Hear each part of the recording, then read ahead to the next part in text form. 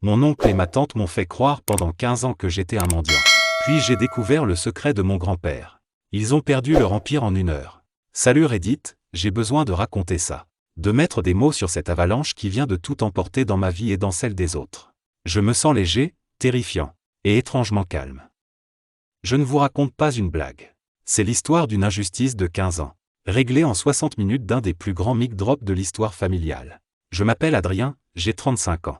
Mon grand-père, Michel Valois, était une légende dans le monde de l'édition. Il a fondé les éditions du Phénix, une maison qui a publié des prix Goncourt et des best-sellers pendant plus d'un demi-siècle.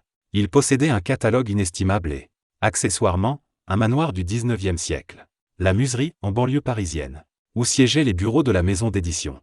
Mon grand-père m'adorait. Il n'avait que 2 enfants, ma mère, décédée jeune dans un accident, et ma tante Valérie, le genre de femme qui porte un manteau de fourrure même en été pour s'assurer que vous remarquiez qu'il est en vison. Quand mon grand-père est mort, j'avais 20 ans. J'étais étudiant. J'adorais les livres et je rêvais de reprendre le Phénix. Mais c'est là que le cauchemar a commencé. 15 ans de soumission et de mépris.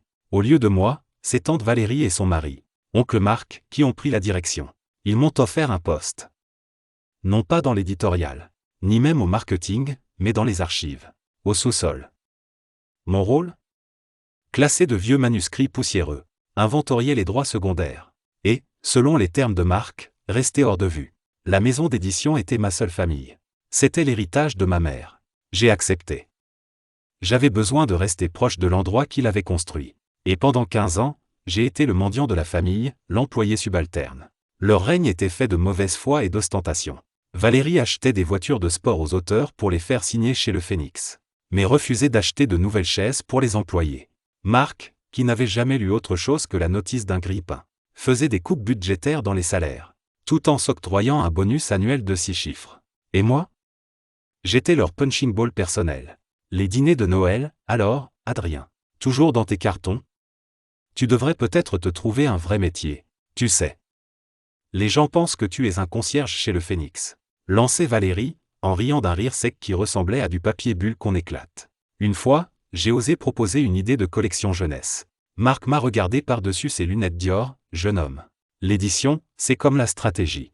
Laisse ça aux adultes, continue à bien classer tes boîtes. L'arrogance au quotidien, j'avais un bureau si petit qu'il sentait la moisissure. Pourtant, je faisais le travail le plus important. C'est moi qui, par passion, veillais à ce que les droits de nos auteurs ne soient pas perdus. C'est moi qui découvrais les pépites oubliées dans les collections.